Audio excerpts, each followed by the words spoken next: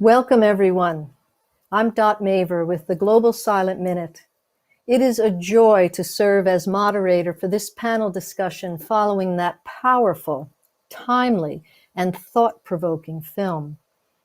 Thank you, Fetzer Memorial Trust, for offering this special post-screening panel discussion. Quantum Potential, a Pathway to Peace. Having just seen the film, Infinite Potential, the life and ideas of David Bohm, a mystical and scientific journey into the nature of life and reality, it is a joy to introduce our 5 panelists. Marianne Williamson, best-selling author, political activist, and spiritual thought leader. Reverend Michael Bernard Beckwith, founder and spiritual director of the Agape International Spiritual Center. Reverend Dr. Bernard LaFayette Jr., civil rights leader and movement activist, minister, educator, lecturer, and an authority on the strategy of nonviolent social change. Bob Roth, CEO of the David Lynch Foundation and one of the most experienced and sought-after meditation leaders in America. And Audrey Kitagawa, board chair of the Parliament of World Religions. So let's begin by inviting a response from our panelists to Quantum Potential, a Pathway to Peace. And I wonder, Michael Beckwith, you've often spoken of human beings having infinite potential. I wonder if you would respond to this film initially. I think the film was extraordinary, and it took me down a memory lane, actually. I studied with Krishnamurti. I would go sit at his feet in Ojai year after year. And I studied David Bohm, and I remember the book that they both put out. So watching the movie, it activated a lot of memory and things that I had internalized that I'd forgotten. But when we deal with each of us being facets of infinite potential, it's kind of what we teach from the mystical tradition, that, as he said, we live not in a vacuum but in a plenum, that everything is full to overflowing with life and love and beauty and joy and intelligence, and that we are not only its ambassadors but emissaries, but our life is indeed an emanation of that same life. So I think that what he was onto scientifically, then of course with his relationship with Krishnamurti and his relationship with his own intuition, realized he needed a quantum leap, so to speak, from pure science method to an actual awareness that there was something underneath everything that he called the implicate order, a deep sense of wholeness that connected everything. And all of this, of course, has something to do with peace, because peace is really everywhere, except where it's being suppressed by a limited perception. So I think that just as an opening remark, he gave us a wonderful entry into not only spiritual practice, but also his viewpoint of science as to how to get there. Yeah, thank you, Michael. And I want to invite Marianne Williamson to share a thought. Marianne, you speak of love so brilliantly, and the not so much intersection, but wholeness of science and spirituality. I wonder if you would offer a comment. Well, like Michael, I loved the film. I thought it was fantastic. And one of the things that I loved about it was not only its presentation of his mysticism as well as his scientific theories, but also his personal story. Truth is one, and it's written in different ways. It's seen through science, it's seen through philosophy and religion, it's seen through art, it's seen through the very passages of our lives. So I thought that the fact that it does demonstrate in his own personal journey the way that he ultimately intuited that there is a mountaintop where truth becomes one, and where there is no separation between any of these kaleidoscopic expressions of truth. He was a scientific prophet. And one of the things that the movie made so clear in a way that I thought was so fascinating was how orthodoxy rejected him. and how the resistance of orthodoxy, which is an expression of the non-love, is an expression of the fear-based, is an expression of the limited perspective, it spit him out. And yet what's so interesting about that to me is that when it spit him out and he went to Brazil, that's when he came up with the theory of the hidden variables.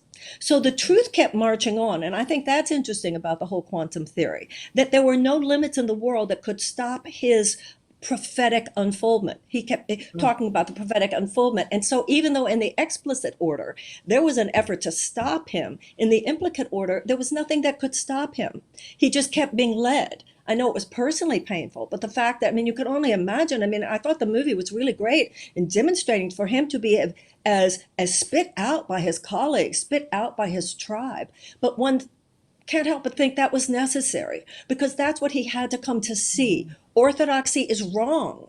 Orthodoxy is wrong. The scientific orthodoxy is wrong. The orthodoxy of traditional religions is wrong. And that's the only survivable option for the 21st century. Because the 20th century, being the old Newtonian physics, is that there are limits. There is finite potential. And so he himself, in his own life story, there was a demonstration of infinite potential. One can only imagine to have been spit out by Oppenheimer, to have been spit out by Einstein, to have had people that had acknowledged you and honored you, and you're at Princeton, and being literally told to leave the country. And then you add to that McCarthyism. And also, I thought I really have great respect for the filmmakers, because the fact that they actually went into how so many of those scientists, at Berkeley no less, were flirting with Marxism at the time. I thought it was fascinating the way, the whole theory there, that are you freer within the collective? And it was all about how every aspect of our lives is the shift between particles and waves. So I thought it was not only really well done, but it played all those notes, which I think we're ready for. If this film had been made even 10 years ago, we were just beginning to intuit the interplay and the oneness and the unity of all these things. But I think it's particularly a window right now through which all of us can view our lives and the universe in which we live. Thank you. Thank you, Marianne. And we've begun to receive questions from the viewers. And here's a question from Robert Corbin. What is the evidence that everything is connected to everything else? And I wonder, Bob Roth, knowing your work and a bit about how you think, I wonder if you would address that initially. And please, panelists, let's have a conversation among the panelists as well. So, Bob? Well, it's a wonderful question, and I really enjoyed hearing Michael and my beloved Marianne speak. I'm not the physicist. We had a physicist just for over an hour. But I will tell you that's very interesting, that the idea of a unified field from physics, that same description from the ancient Vedic texts, the ancient texts of all these great spiritual traditions, talk about an underlying unified field of consciousness that is transcendent to, that is beyond even thought, moods, feelings, biases, prejudices. If you think of an analogy of an ocean where you have choppy waves on the surface and yet the ocean at its depth is silent, then that silence, that is our field of unity. That is a direct experience. We can get into debates, arguments. Are things interconnected? Are they not? And that could go on for eternity. I'm sort of a man of action. I love I teach meditation. I love the democratization of meditation. I love the statement from the Bhagavad Gita, you know the self, capital S, by being yourself. Not by thinking about it, not by talking about it, but by being the self. And then, are we connected? Are we not connected? Well, science tells us that when we experience that, there's a complete transformation in the way our mind, body, brain, everything functions. So I was very inspired by the film, much more than I even thought it was, and I could listen to Michael and Marianne speak like forever. So anyway, I would just say we can get into the intellectual debate. Let's just go beyond thought. Let's experience that inner reality, and then let's see what science says about the brain and function at that point. Yeah, thank you, Bob. And that sharing, Michael, did you want to say? Please. Yeah, I agree with Bob. I think that You have to have a direct experience, which is what I think His Holiness was talking about on the panel. Yes. That Yes. you go in, you have your direct personal experience. You don't believe someone else's belief. You don't just memorize something in a book, but you have your direct experience through the process of meditation. However, even though they put the law, they put the theory of relativity juxtaposed to Bohm's theory, I always saw the theory of relativity as a sense of unity, that energy and matter were the same thing, vibrating at different rates of speed. So I always entered into that viewpoint from science, that everything was everything. You know, as they say in the streets, everything is everything, you know, kind of a jazz term. And that everything is everything, vibrating at different rates of speed, so that sense of unity that the individual is asking about is implicit there in the theory of relativity, as well as in direct practice via meditation, as you were saying, Bob. Yeah, thank you, Michael. Each time one of you says something about this wholeness and no separation, we get those bells. I think that's an exclamation point. So I wonder, Audrey, if you might comment. And from Luke D., it can all be explained, but can one suspend thought in order to see the explanation for themselves? Well, I thank you so much, Dot, and I want to thank the organizers of this event in bringing all of us together. You know, because a lot of the world of mysticism is really quite self-evident, and it is the, self-evident way in which we actually experience life that creates its own justification and its own reality. So I think that, there are several interrelated themes here, but the thought as a system, in a sense, is interconnected network of concepts, ideas, and assumptions that kind of pass seamlessly between individuals and throughout society. So if there's a fault in the functioning of thought, it must be a systemic fault, which it really infects the entire network, so to speak. So the thought is brought to bear to resolve any given problem. Therefore, it is susceptible to the same flaw that created the problem it is trying to solve. So thought proceeds as if it is merely reporting objectively, but in fact, it is often coloring and distorting perceptual fields in quite unexpected ways. So what is required to correct any distortions in thought is introduced by what many meditators would say, many great spiritual teachers would say, is to have self-awareness. And therefore, when you turn that searchlight inward and come within, that process of observation in and of itself will bring in new awareness in the activity of the thought process itself.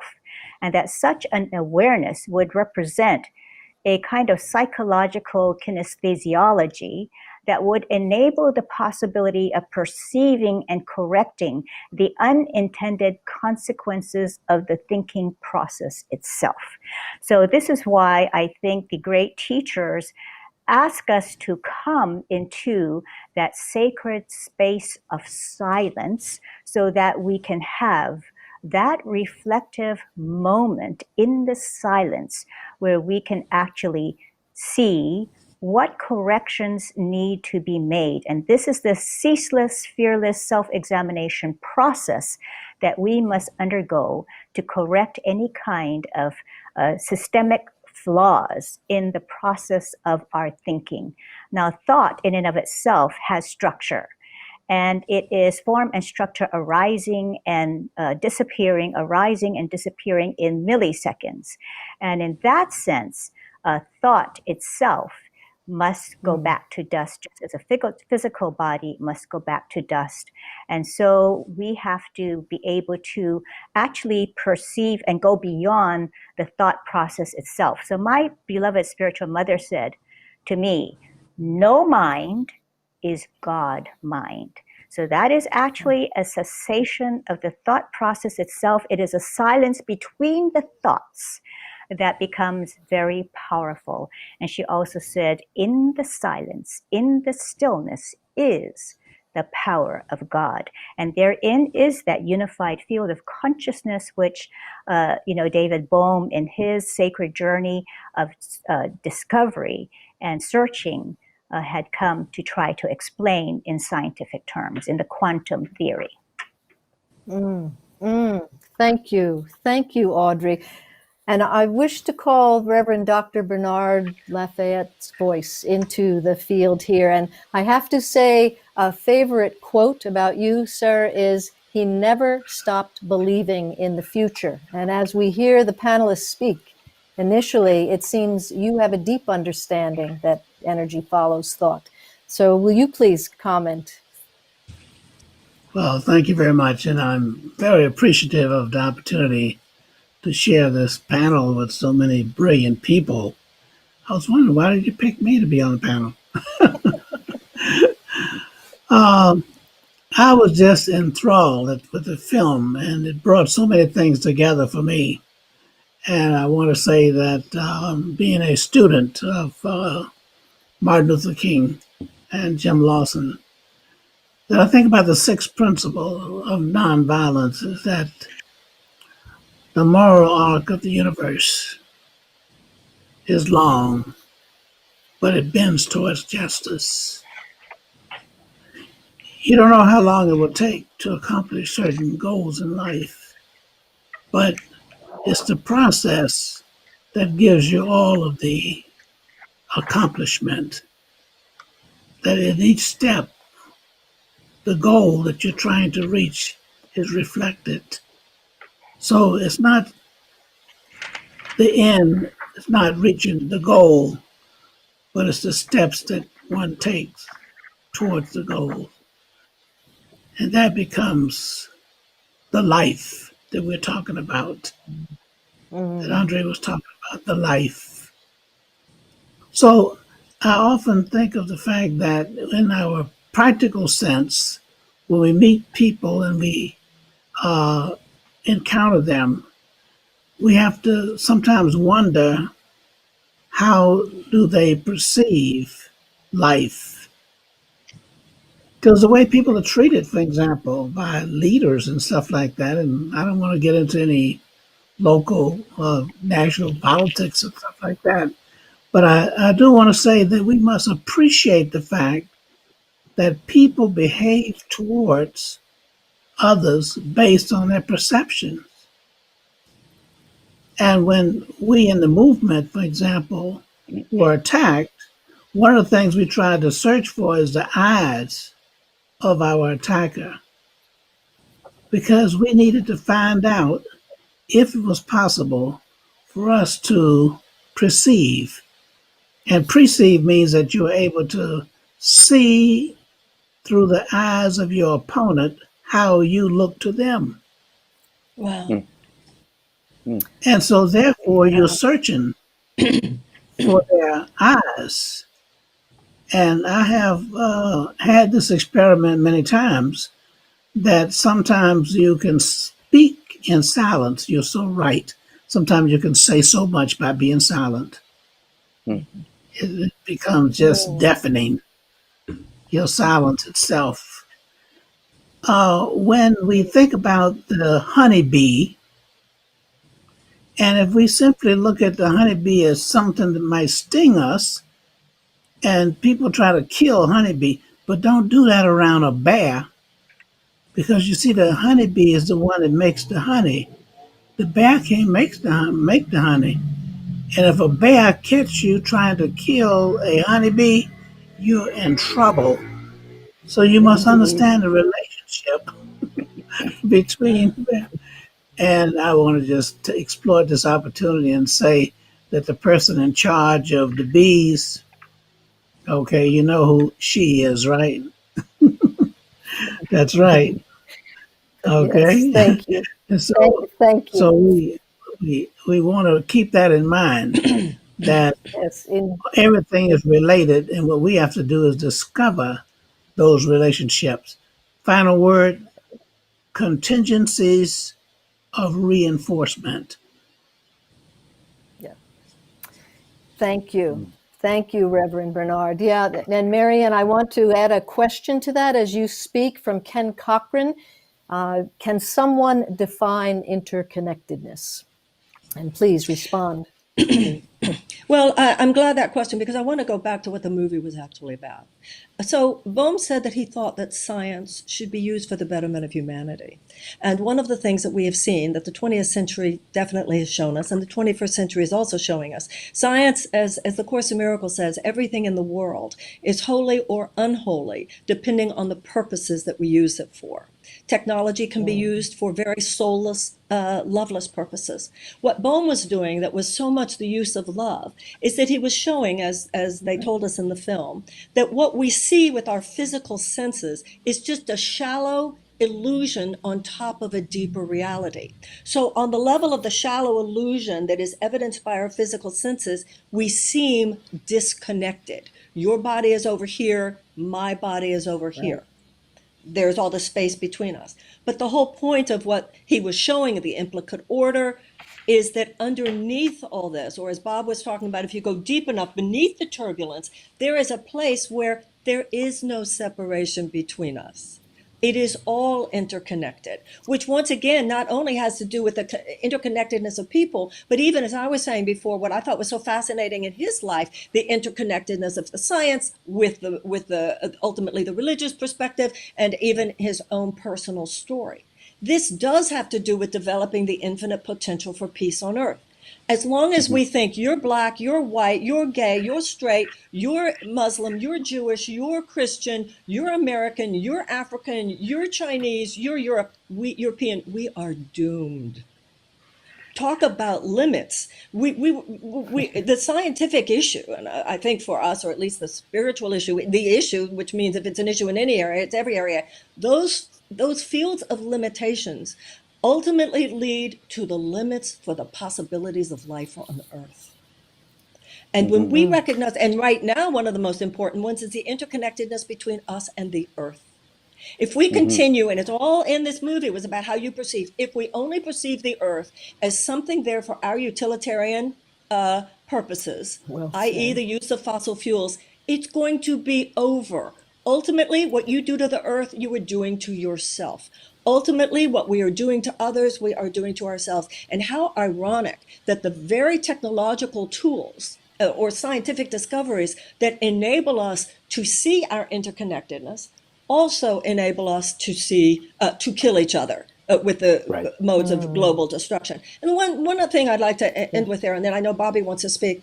When the Reverend was speaking, let's not, everybody's very precious these days, pussyfooting around. Even if we're talking about the world religious Parliament of World's Religions, nobody wants to say the word religion.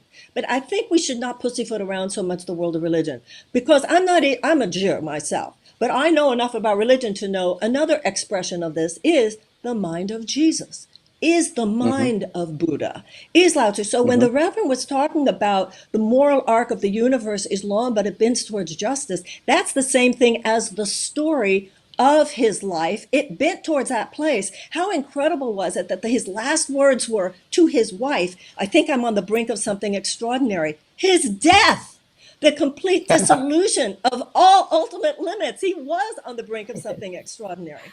So I just think it's credit. And that's the level of interconnectedness. And that the ultimate interconnectedness is between the life of physical incarnation and lack of physical incarnation. It is there is no death over here or life over here. The spirit is interconnected, whether it's in the body or not.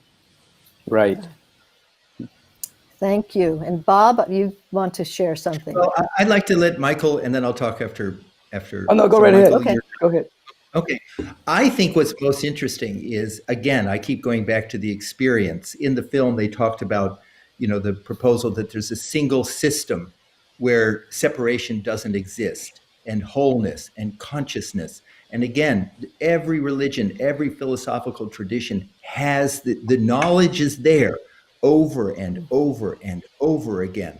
What's been missing is access to that experience. This is why I'm so supportive of this research on meditation writ large, because what happens when we access that field that has no separation, that exists deep within us, a complete transformation, as I said before, that there's a calming of the amygdala, which is your emotional or reactivity center.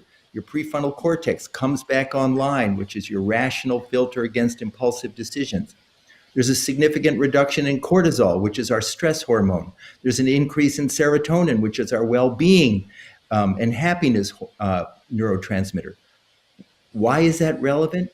Because we need these experiences desperately, because we live in a pandemic of trauma and toxic stress, which fuels racism. Adverse childhood experiences, basis of racism, basis of so many of these issues we face today. So, as Marianne knows, and she is too, a fierce advocate of meditation to give that experience. And then what happens when a person has that experience? Then they say, what was that? Oh, and what was that? And then they start feeling connected with each other, living that connectedness. It goes beyond the realm of just intellectual gyrations, but rather it verifies a profound experience. And last point, as they see research on the meditative experience state, I think they're going to start seeing, every tradition talks about quote unquote higher states of consciousness. I ain't talking woo-woo here. I'm talking about higher development. Maslow talked about self-actualization. Ancient traditions talked about higher state. They're going to start seeing a neurophysiology of that. And we're going to start realizing the potential of the human being to make the changes that everyone here is talking about, and to live, as they said, to transform humanity comes from within. It always starts from within. Now, Michael, you talk. I could listen to you and Marianne all day.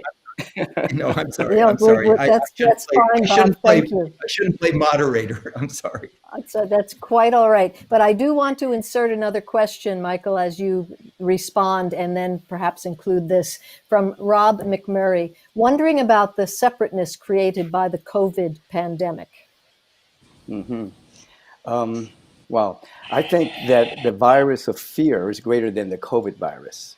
So I think that all of the movement towards the disastrous effects of COVID creates a virus in the mind that makes people more receptive to all manner of disease and discomfort. And so the idea is, and going back to the movie a little bit, the idea is that most people don't experience reality at all. They experience the thought about reality. And so they never have a direct experience, because you can't experience reality any day. You have to have a realization of reality. So with the movie brought back to me, and I'll get back to the COVID situation in a second, with the movie brought back to me, when they were talking about the scientific observer effect, and going back to what you're saying, Bob, about meditation, meditation is extreme observer effect, but with an intention to wake up. So we're putting the observer effect on steroids and going into people are binge watching what is that called? Netflix. And we're inviting people to binge watch their thoughts, binge watch their emotions with the intentionality of waking up. And then that confronts, embraces, and transmutes those thoughts. Audrey, as you were talking about the thoughts, transmutes them and clears the filter so one can be able to see that which is real. As Marianne is talking about, of course, there's no real separation. There's no real anything called time. That's a mental construct that's created by distance and experience of thought forms. And going back to what you're saying, Bob, individuals, when they have that direct realization of that which is under the waves, their whole character changes, their priority changes. They see life differently, not through a perception. Now, our perception is determined by the context by which we live our life. And going back to what Marianne was saying, if the context by which you're living your life is I'm a black man, or I'm a European, or I'm an African, or I'm a scientist, the context determines your perception. So we're inviting people to expand their context. Now, scripturally, it says the context that we live our life is in God, we live, move, and have our being. In love, we live, move, and have our being. That's our context. With that as a context, then the thoughts that emerge from that context are thoughts that have something to do with the eternal, something to do with reality. So going back to the COVID situation, I'm always seeking to invite people to dissolve the fear within them. Fear makes you make bad choices. You're not open to guidance and wisdom. You lose your sense of safety and well-being. You exacerbate the issue. So fear is a greater virus than COVID. And so through the practice of affirmative prayer and meditation, hanging with high consciousness people, which is what community is all about, you live in a different space. Your immune system is enhanced. You're not producing cortisol, you're producing tonic chemicals that slow down the aging process and make you impervious to things like a virus or the disastrous effects of a virus. And so we want people to have a less of a diet with the media, stay informed, but have some kind of a study, some kind of awareness as to who you are and the power that's in your body temple, in your immune system, that when it's strengthened, it can handle all of this, you see. But most people have taken the nightmare pill from the beginning. They've taken a nightmare pill, swallowed it whole, and are running around like chickens with their head cut off, being fearful, diminishing their immune system, making them more receptive to anything that goes bump in the night. Thank you, Michael. Yes, Marianne, and then I see you nodding, Reverend LaFayette. We'll come to you next. Or you can go to the Marianne? Reverend now, because I have already spoken again. So go to the Reverend Okay, first. I'm thank fine you. with that. So Reverend and then Audrey, and we'll come back around to Marianne. Then I see three at once. So Reverend Thank you. Bernard, Reverend Thank Bernard you. LaFayette. Thank you. I like the questions, by the way. I was just thinking in a practical sense, when we were in jail in Mississippi, Jackson, Mississippi, on the Freedom Rides, after our lunch, we always had 1 hour of silence. And that was for meditation for some. It also was a chance for people to meet with themselves, because we're always interacting with other people, etc. But we recommend that you spend at least 1 hour having a meeting with yourself, Nice. asking yourself Yeah. whether or not you are fulfilling your purpose in life. Mm. And what else is what other things that you need to do to help fulfill that purpose in life?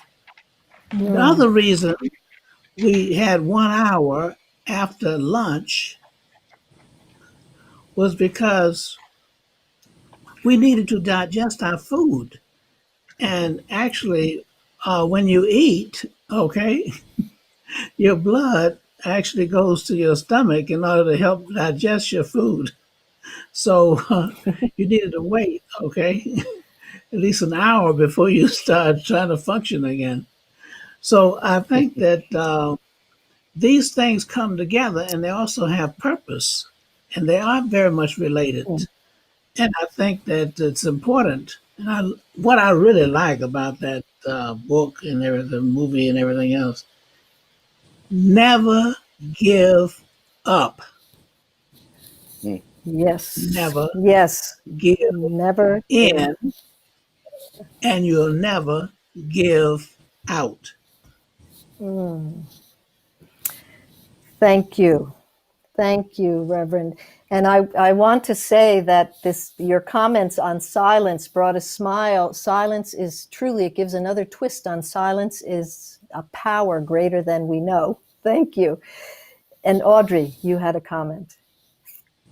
Yes, when Michael talked about dissolving fear, I think the fear arises because we have identification with the particularization of who we are as form and structure.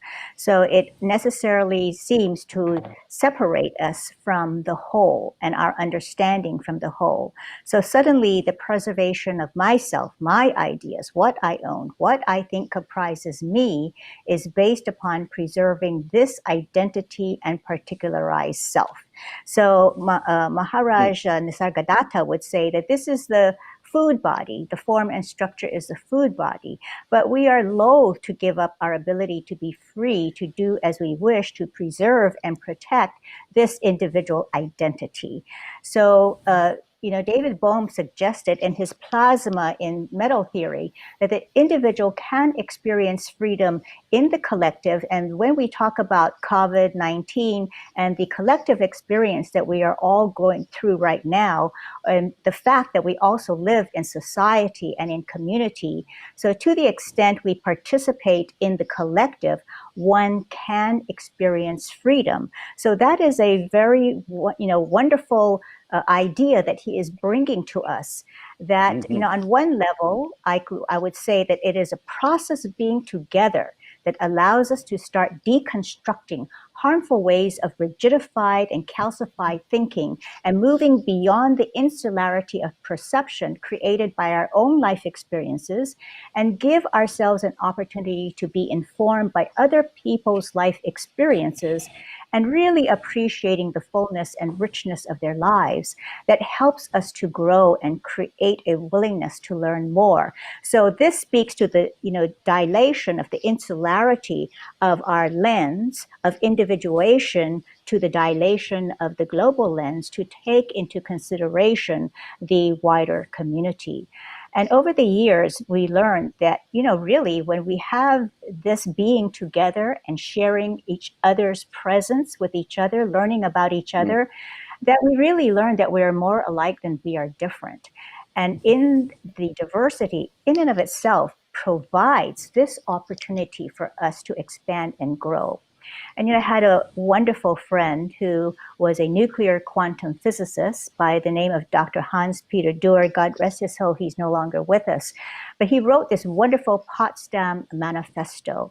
And he said that humankind is not imprisoned in its self-constructed conditions, but as a result of an animated, basically cooperative embedding, is capable of acting and transformation. So he said, for omniconnectedness, which we can also call love, and this will resonate definitely with Marianne, and from which life itself springs, is fundamentally inherent in us and in everything else. So therefore, it is already integrated in who we are as a reality of our true selves. So this paradigm of cooperating is essential to our survival, because we have to have the facility to interact, depend, and rely upon each other to move through life and to really be able to address our collective well-being.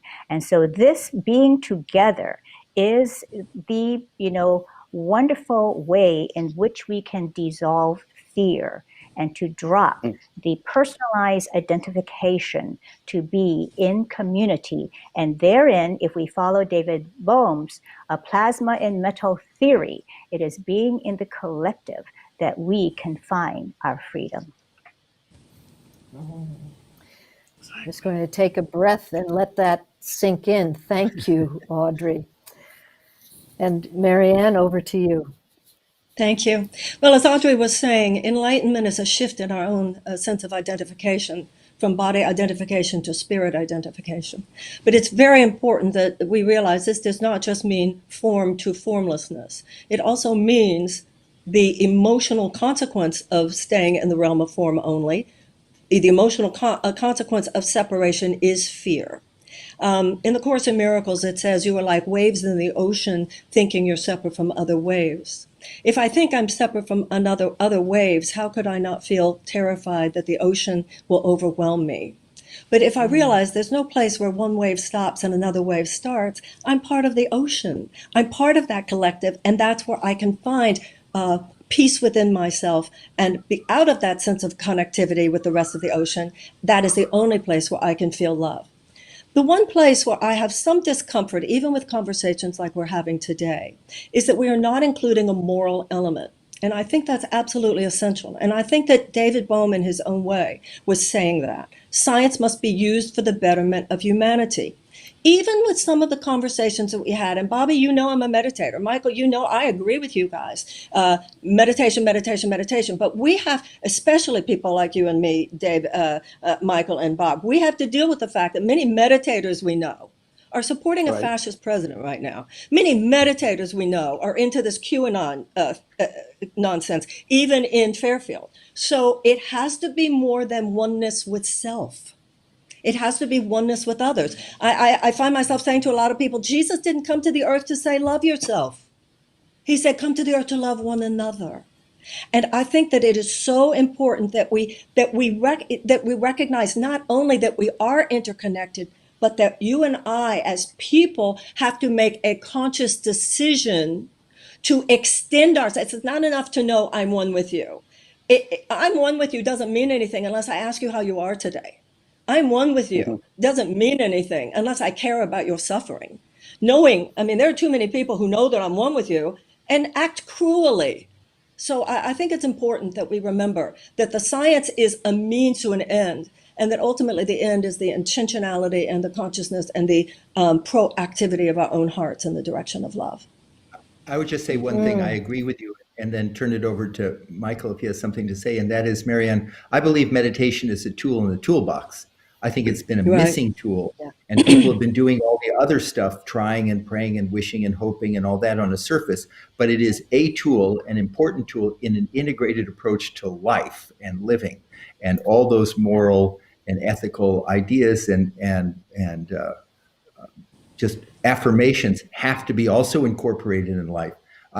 So I agree with you completely. Oh, I agree with you. And you know what? I want to say something about you specifically, Bobby, because your brilliance about meditation is well known. And I have been blessed by it, as I think at this point, probably millions of people have been blessed by it at various times in my life. But when I think of Bobby Roth, it's not only that you're a genius about meditation, it's helped me with meditation, it's how kind you always are when I see you. And that to me is the bottom line. And that's what we have to remember. Well, that's the point, isn't it? That we're there for each other, particularly now in this planet. Has to be. Love. Kindness matters. Yeah. Yep. So I want to say, panelists, you're doing an excellent job of answering many of the questions that are coming in from the audience as you have this conversation. But I want to, given the last two comments, I want to place into the field a very practical question from Rose Madrone. What suggestions do you have to encourage teaching and experiencing interconnectedness into the schools as we see how vital and important that understanding is? Bob, you want to jump in there? I know that No. I have talked more than my fair share. You go. I think that which she's answering the question in the question. I think that we have to become advocates for meditation, different kinds of meditation within the school system. We have to promote it. The science is already there about what it does for us on the brain level, on the physiological level, on the heart level, on the intuitive level, on the releasing of tonic chemical levels. The science is already there. So now it's a matter of our willingness to actually get that in the school system. This is why local elections are important, so that you can have the ear of those that are on the school council and things of that particular nature. But your question, the answer is there. That's a part of participation. And I think that one of the things that the movie suggested is that we are participants in the unfoldment. We're not just observers of what's happening in the world, but we actually have to participate in our own unfoldment individually. And then humanity is at its best when that individual search for enlightenment spills out into the embracing of transforming the world and world weaving the possibility of all of us living in a kind and just global society with an emphasis on kindness and compassion. So it becomes difficult to consider, as Marianne was saying, individuals that are actually meditating, but are supporting a fascist energy. It's difficult to consider people who are meditating supporting a degree of selfishness for a small group of people, and with the awareness that there is no such thing as a trickle-down theory. Trickle-down theory has never worked. It's a figment of one's imagination. But individuals that say that they meditate have gotten stuck in their own personal sense of well-being and enlightenment, and have forgotten that they are connected to the whole. Civilization needs to be civil. Civilization, society needs to be kind. So we have to ask ourselves, if what I am doing, how is it going to affect This is Gandhi used to ask this question. You know, if what I'm doing, how's that going to affect an individual that's homeless? The individual doesn't have access to health care, doesn't have access to, you know, the things that we all have access to. And that question has to be asked. And many people become so myopic once they've gotten their thing together, they don't ask that question. Kindness goes right out the window. Yeah. Thank And you. Dalai Thank you, Lama, Michael. the Dalai Lama, who is in the film, obviously said that if we would teach our children under the age of 8 to meditate, we would have peace on earth within 20 years. Amen. Powerful. Audrey, you had your... Yes, thank you so much. I just love this conversation.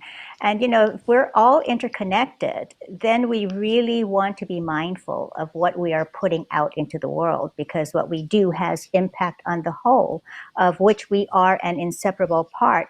So in that sense, we are the determiner of what we see. So if we bring violence into the whole, then you are in effect condemning yourself to live in violence. And therefore, we do have great responsibility to do our best to take care of how we are being, thinking, and moving in the world, because what we do is adding to and fashioning the entirety of the community and ultimately the world in which we live. So all the great teachings therefore focus on cultivating an inner spiritual discipline and practice in which one's conduct, whether in thought, words, or actions, bring forth those qualities of love, compassion, and kindness, which are all qualities which we not only seek to develop, but is essential to our own well-being and the well-being of our entire society. So bringing, teaching kindness, ethics, and caring for each other, developing the heart of compassion and kindness is exceedingly important to teach our children, whether in the home, whether in the school. And I think this is articulated so beautiful in the book of Matthew, when, you know, Jesus said, I was hungry and you didn't feed me. I was thirsty and you gave me nothing to drink. I was naked and you didn't clothe me. I was, you know, in prison and you didn't, you know, visit me. So therein is that relationship of doing unto others, because it is really the articulation of the karmic law, that what we do unto another, we are actually doing to ourselves. And like Marianne said, Jesus came to say, you know, to love one another. And that is the, you know, aspect, that is that whole aspect of selfless service. In Sanskrit, we call this seva, selfless service. You know, it is not to seek any kind of self-aggrandizement or self-glorification, but it is really the giving of oneself, one's resources, you know, the sacrifice to be able to serve another, because that other is you. There is no two, there is only the one. Thank you. Absolutely. The unity. Thank you, Audrey. Yes, the unity. And we have a question for Reverend LaFayette from Shanti Grace. Can the Reverend please talk about practical actions for peace? Oh my goodness, that's exactly what I wanted to talk about. Oneness. I see that we're all Oneness. united. That oneness you're talking about. Yes, absolutely. Yes, we must be very practical. And first, I want to say about the children, we've got to put nonviolence and peace into the school system for those children you're talking about. Yeah. We've got to do that. That's part of our agenda. There's no question about it. Martin Luther King last words to me in Memphis, Tennessee, okay, on April 4th, that morning before the assassination, as I walked out of his room, 306, at the Lorraine Hotel. He told me that our next movement is to institutionalize and to internationalize nonviolence. So we've got to put it into the institutions. But the other thing I want to say is that a friend of mine called me just yesterday and told me that I hadn't seen him in I don't know how many years, and he had something like about over 8,000 guns, because he was part of the gun buyback program. where they were buying guns from these youth on the corners and the streets and stuff like that, buying back. And he'd accumulate all these guns, that kind of thing. So that was one way that he was getting the guns off the streets. So he thought. So he thought. You know what they were doing, Michael? What's that? They were selling their guns and getting the money and upgrading their guns. Going buying some more guns. So the only point I want to make here is as we do our service, let's make sure it has the results that we want ultimately. So there must be training that goes on. Yes, we must train people, not only just remove the guns, we got to remove the intent, the suffering, their interpretation of experiences. And I just want to make that point. It's not the experiences that people have that make them, these children coming up. It's the interpretation of those experiences. Amen. They see bad things. They either want to implement them and do it themselves, or they reject them. That's why we've got to talk to our youth. Thank you. Michael, did you want to respond?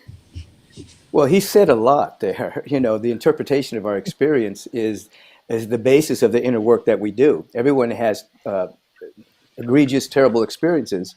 And when one begins to can interpret that experience differently, I remember working with a woman as an example who was abused as a child, and when she came for counseling, so therefore she always walked with an awareness of not being supported, being alone, because her mother would leave her at home.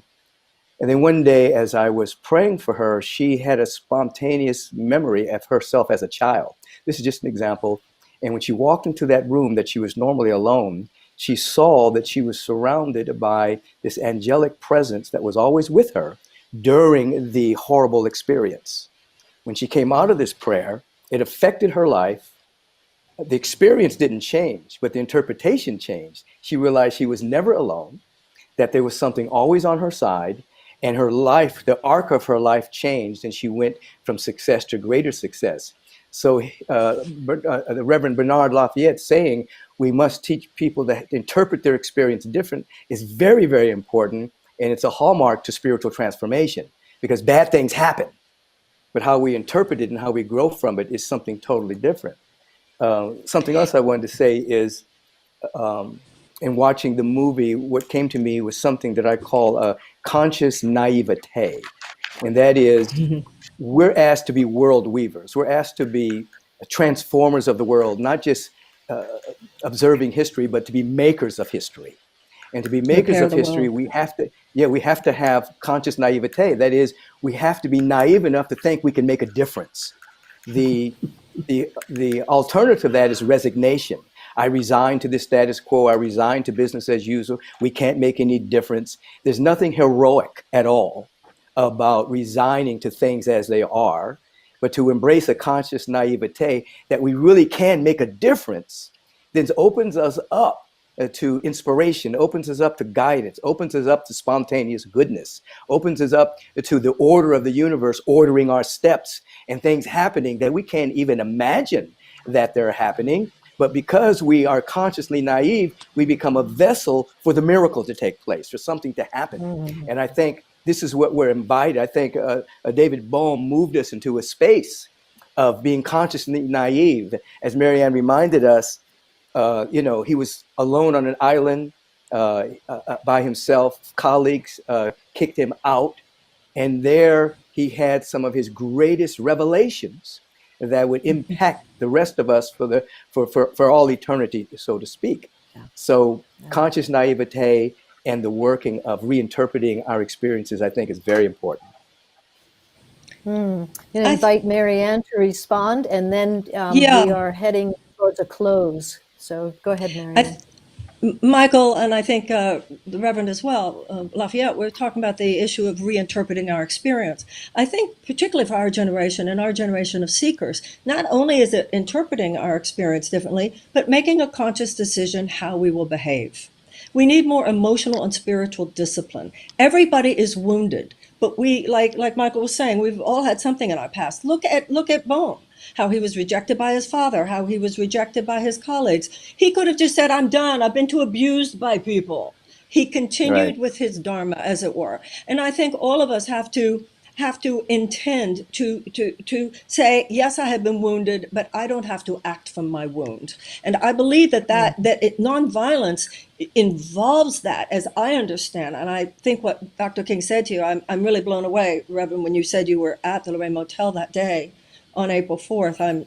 I was really shaken by that. That's extraordinary. And thank you for sharing his words. That's history.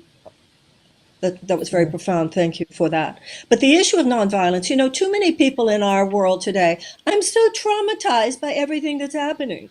And one of the things I say all the time is, do you think the people who walked on the bridge at Selma were not traumatized?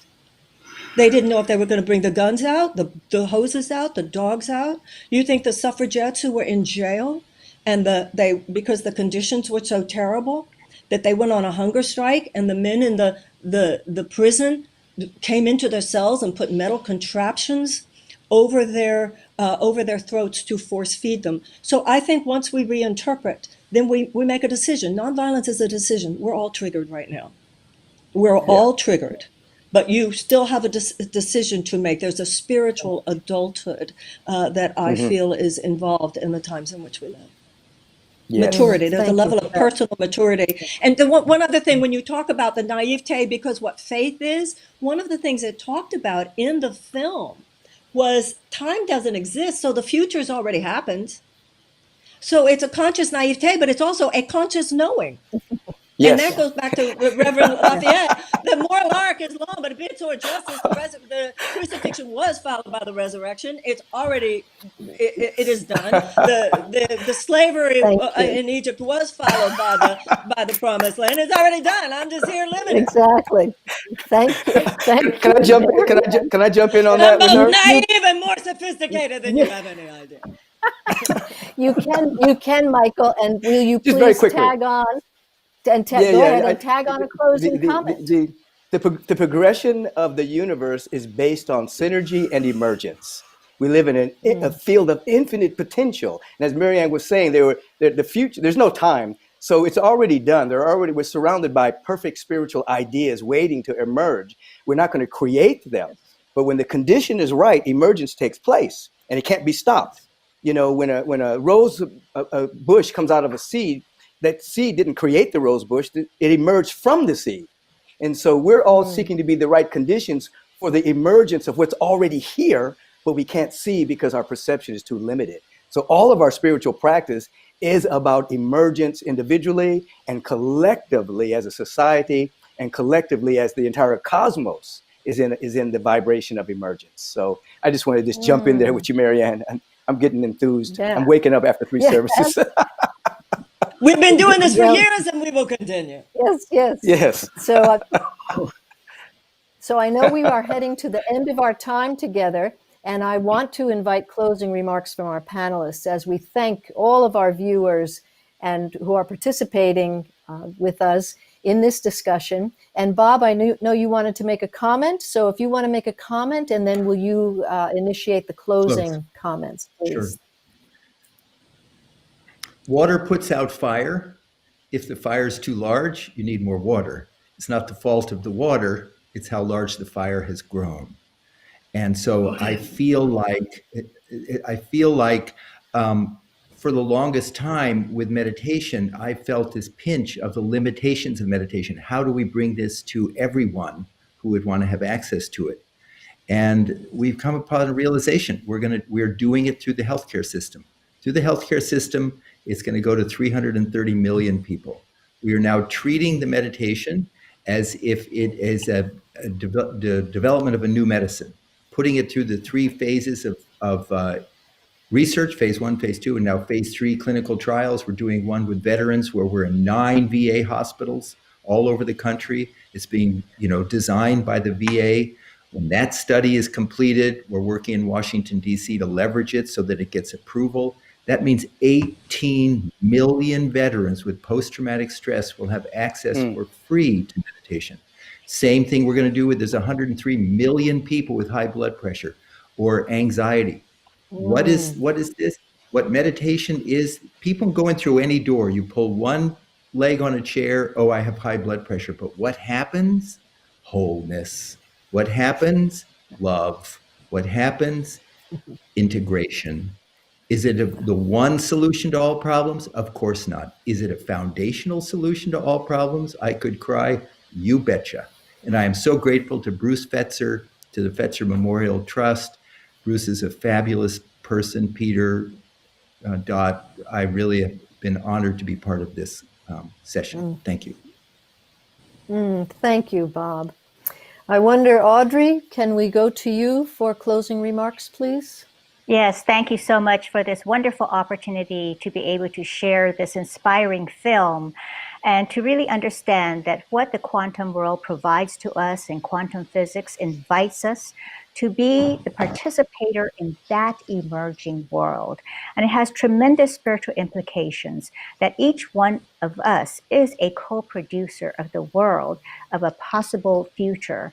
And it is the implicate waiting to become explicate.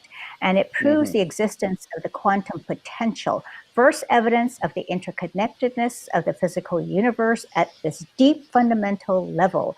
And it validates those views that speak to the holism of the universe, which these mystics and the saints and the seers and deeply religious intuitives have understood for centuries. And David Bohm became a scientist really to benefit humanity, or as Marianne said, to fulfill his dharma. And it was leading toward overcoming the fragmentation that we have in society in order to experience our interconnectedness, to solve our problems together, overcoming the division. And he represented the true holistic integrated vision of a human being. And it can serve as a model for future generations. And it really is revolutionary thinking and has radical implications, as was said towards the end of the film, for how we live our lives, how we interact with the earth and with each other. And that revolution is unfinished. And of course, in an unclosed system process, it would never be finished because the consciousness is ever expanding into infinity. And if we aspire to be happier and go beyond ourselves and regain that sense of well-being, we must go beyond the veil of form to that unitive oneness present in you, in me, and the universe. And our place in reality is wholeness, undivided wholeness. And that fact is yet to dawn on billions of people consciously, although we already understand it intuitively within ourselves, because that is the reality of who we are. Thank you, Audrey. Michael, will you offer a closing remark, please? Three things. One, one of David Bohm's quotes that I've always loved is, what most people call thinking is merely a rearranging of their prejudices. And I think that the inner work, what most people call thinking is the rearranging of their prejudices. And going back to Marianne's comment about people that are meditating but can support fascism or hate or taking care of only themselves or their kin, they've just rearranged their prejudices in a way that makes themselves comfortable. I have a quote here from David that I want to leave us with, where he says, there's a difficulty with only one person changing. People call that person a great saint or a great mystic or a great leader, and they say, well, he's different from me. I could never do it. What's wrong with most people is they have this block. They feel that they can never make a difference. Therefore, they never face the possibility because it's too disturbing and too frightening. So he's a shining example of people turning their backs upon him. But he, as Marianne reminded us, he moved forward anyway. The implicate order supported him. The spiritual dimension that supported him. So we're here today witnessing this film, giving us great, great inspiration and great possibility that is within us. So all I would say is that we are to be participants, not anticipants, but we're to participate in the implicate order, not anticipate anything, but to participate through the inner work we're doing, asking the questions that Bernard LaFayette would pose in that hour of meditation. Am I on my path? Am I doing what I'm supposed to do? Examining ourselves so that we are all participating in the unfolding of the infinite potential that is surrounding us. And thank you so much for the invitation. I appreciate being with all of you. You've all inspired me with what you have said and participated with. And the Fetzer Institution, God bless you. Thank you. Thank you, Michael. Marianne, would you offer closing remarks, please? Thank you.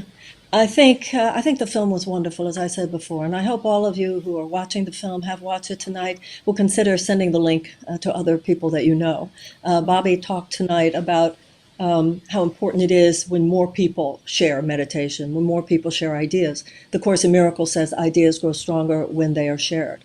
But I think an idea we need to keep in mind, based on everything that Michael and Audrey just said, is that there's never been a time in history where the stakes were so high. It's not just that we can participate in recreating the world, it's that we must, or humanity will not survive. We must move now from over-identification with form.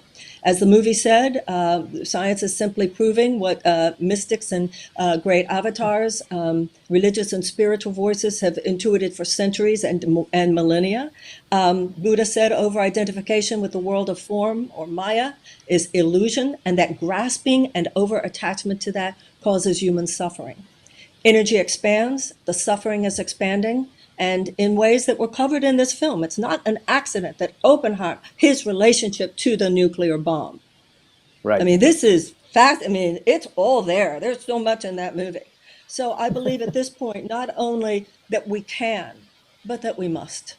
And that's what I mean by the moral imperative, that we must move from competition to cooperation. We must move from a sense of ourselves, from over-attachment to form, to a realization of spirit. We must move from the over-identification with the self with a small s to self with a big S. And that if we take the extraordinary power of these scientific revolutions and you fuel it, you take that engine and you fuel it with love, we will recreate the world. And it will have been artists and scientists and everything else that took us there. One very quick thing before I leave, an experience I had about 3 years ago.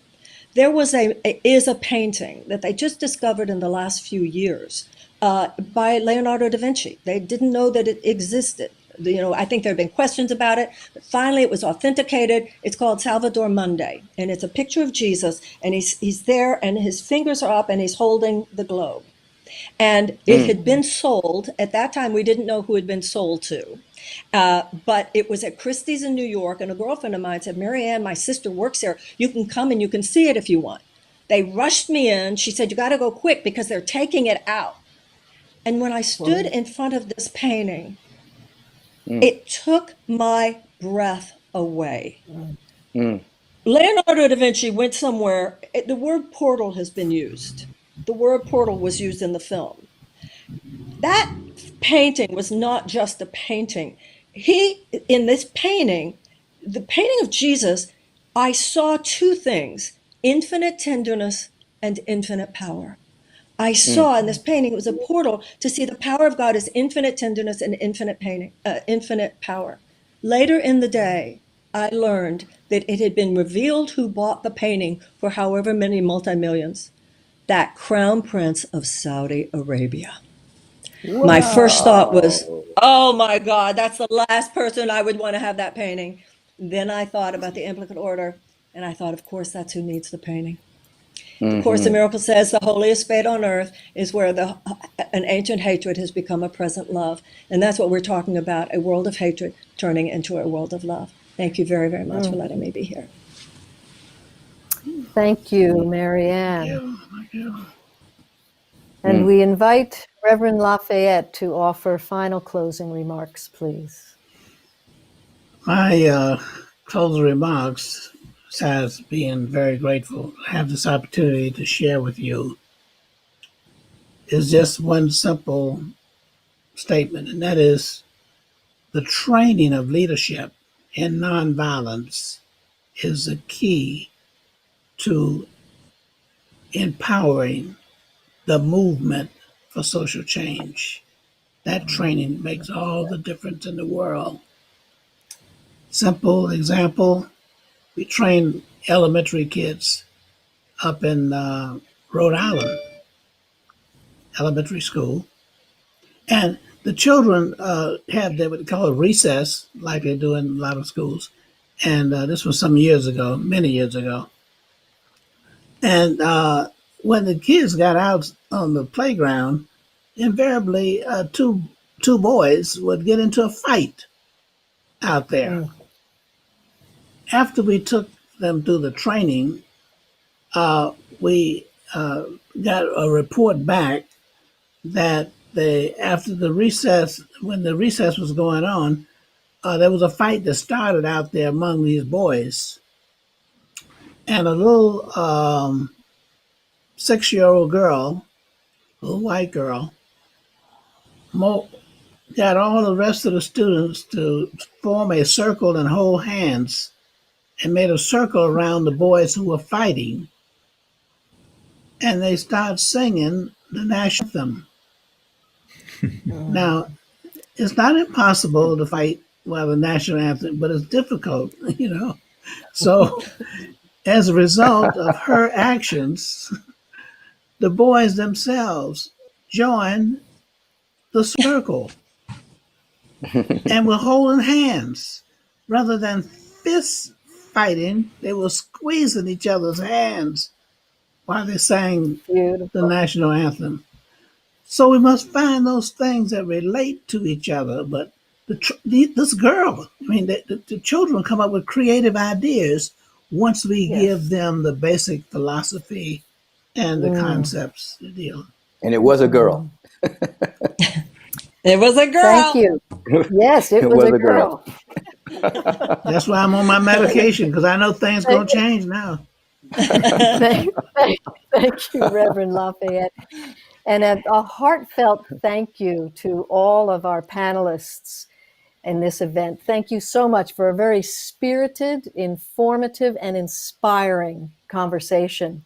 And thank you, Fetzer Memorial Trust, once again for offering this special post-screening panel discussion. And an invitation to all of us. I'm going to second Marianne. Please share the film, Infinite Potential, The Life and Ideas of David Bohm. It's available on YouTube, and please, it's free at this moment, so please share widely. We appreciate everyone spending some time together around infinite potential. Thank you. Thank you, Dot. Thank you. Dot, you did great, Thank you, Dot. Dot. You did really great. Yeah. Your moderation. Thank Absolutely. you so much. Very good.